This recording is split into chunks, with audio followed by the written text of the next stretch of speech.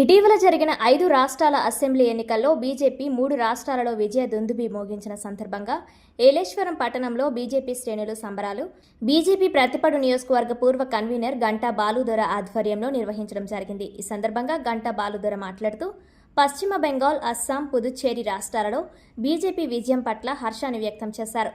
దేశంలో మోదీ పరిపాలన, అభివృద్ధి, సంక్షేమ పథకాలు అమలు పట్ల ప్రజలు ఆకర్షితులవుతున్నారని బీజేపీ కాకినాడ జిల్లా పూర్వ కార్యదర్శి కొల్లా శ్రీనివాస్ అన్నారు. ఈ సందర్భంగా 3 రాష్ట్రాల ప్రజలకు అభినందనలు తెలిపారు. బెంగాల్ రాష్ట్రవాసి బీజేపీ సిద్ధాంతకర్త డాక్టర్ శ్యామ్ ప్రసాద్ ముఖర్జీ కలలు కన్న ఆశయాలు నేటికి బెంగాల్ ప్రజల ద్వారా నెరవేరిందని శ్రీనివాస్ అన్నారు. బాలాజీ సెంటర్లో సంబరాలు నిర్వహించి స్వీట్లు పంచారు. ఈ కార్యక్రమంలో బీజేపీ జిల్లా కార్యవర్గ సభ్యులు రెడ్డి లోవరాజు, గట్టెం వెంకటరమణ, రెడ్డి వరలక్ష్మి, టౌన్ ఎస్సీ మోర్చా అధ్యక్షులు విజయ్ థామస్, గరికి నాగు, గట్టి సీతారాం, డొంక లోవరాజు, గునిశెట్టి శ్రీనివాస్, పాండ్రంకి అశోక్, ఏడిద సత్యనారాయణ తదితరులు పాల్గొన్నారు. అసెంబ్లీ ఎన్నికలు జరగడం జరిగింది.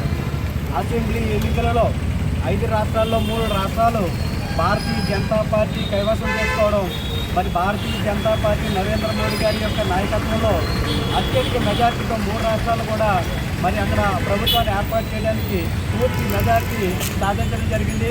మన మిత్రుడు చెప్పినట్టు మరి పశ్చిమ బెంగాల్లో గతంలో 20-25 సంవత్సరాలు కమ్యూనిస్టులు పరిపాలించారు.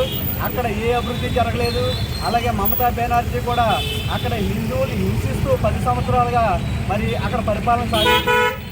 వెస్ట్ బెంగాల్ని ఈస్ట్ బెంగాల్ చేసినటువంటి మమతాని ప్రజలందరూ కూడా ఓడించి మరి నరేంద్ర మోడీ గారి యొక్క నాయకత్వంలో ప్రజలు అభివృద్ధి సంక్షేమ కార్యక్రమాలు ఇక్కడ జరగాలనే ఉద్దేశంతో మరి అక్కడ వెస్ట్ బెంగాల్లో ప్రజలందరూ కూడా బీజేపీకి పట్టం కట్టడం జరిగింది. కాబట్టి మనకి భారతీయ జనతా పార్టీకి సిద్ధాంతకర్త అయినటువంటి మరి శ్యామ్ ప్రసాద్ ముఖర్జీ గారు జన్మించినటువంటి రాష్ట్రం అది. మరి శ్యామ్ ప్రసాద్ ముఖర్జీ ఏదైతే భారతీయ జనతా పార్టీ ద్వారా అభివృద్ధి సంక్షేమం జరగాలి, అంత్యోదయ పథకం ద్వారా అందరికీ న్యాయం జరగాలనే ఉద్దేశంతో మరి ఆనాడు డాక్టర్ మాతాకి ఈరోజు వెస్ట్ బెంగాల్, అలాగే అస్సాం, పుదుచ్చేరిలో ఏదైతే భారతీయ జనతా పార్టీ అశేషమైనటువంటి విజయం సాధించిందో మనందరం చూస్తూనే ఉన్నాం. ఈరోజు దేశ ప్రజలు నరేంద్ర మోడీ వైపు, భారతీయ జనతా పార్టీ చేసిన అభివృద్ధి సంక్షేమాల పథకాల వైపు అశేష ప్రజలందరూ కూడా భారతీయ జనతా పార్టీ వైపు ఉన్నారని ఈరోజు వచ్చిన విజయాలందరూ కూడా మీరు గమనించవచ్చు. ఏదైతే వెస్ట్ బెంగాల్లో అక్రమంగా అన్యాయంగా నివసిస్తున్నటువంటి రోహింగ్యా కానీ, అలాగే బంగ్లాదేశ్ నుంచి వచ్చే మైగ్రేట్స్, అలాగే మయన్మార్ వీళ్ళ దగ్గర నుంచి వచ్చే అంతా కూడా ముస్లింలు ఎవరైతే ఉన్నారో వీళ్ళందరినీ అక్రమమైనటువంటి భారతదేశంలో వీళ్ళందరికీ అడ్డుకట్టి వేయడానికి బంగ్లాదేశ్లో ఉన్నటువంటి హిందువుల మనుగడ కోసం ఈరోజు భారతీయ జనతా పార్టీ విజయం ఏదైతే ఉందో ఇది ప్రతి ఒక్క హిందువు కూడా చాలా ఆవశ్యకత అనేది ఈ విధంగా మేము తెలియజేస్తా ఉన్నాం. గత 20 సంవత్సరాలు బట్టి హిందువులు ఎంత బాధపడుతున్నారో బంగ్లాదేశ్లో మీరు అందరూ చూస్తూనే ఉన్నారు.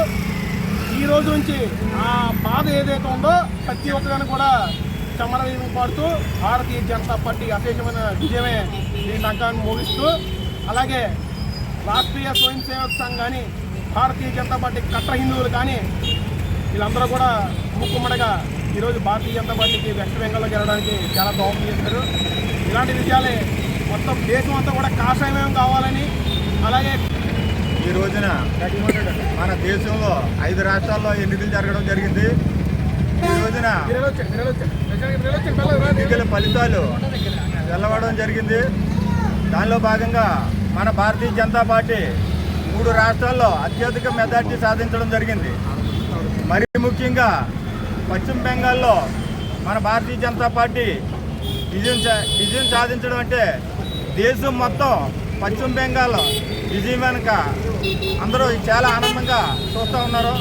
ఎందుకంటే పశ్చిమ బెంగాల్లో మమతా బెనర్జీ మన దేశం మొత్తం మీద ఆ యొక్క పశ్చిమ బెంగాల్లో ఉగ్రవాదులకి, అలా కమ్యూనిస్టులకి, మన దేశ ద్రోహులకి అందరికీ అడ్డాగా మార్చింది. దాన్ని అందరినీ తొలగించి అక్కడ ప్రజలందరూ మన నరేంద్ర మోడీ గారి యొక్క నాయకత్వం, సమర్థవంతమైన నాయకత్వం మీద నమ్మకం ఉండి భారతీయ జనతా పార్టీని మంచి మెజార్టీతో నెగ్గించడం జరిగింది. ఈ రోజున అందరూ రాక్షస పాలన పోయింది, రామరాజ్యం వచ్చిందని సంబరాలు చేసుకోవడం జరుగుతుంది.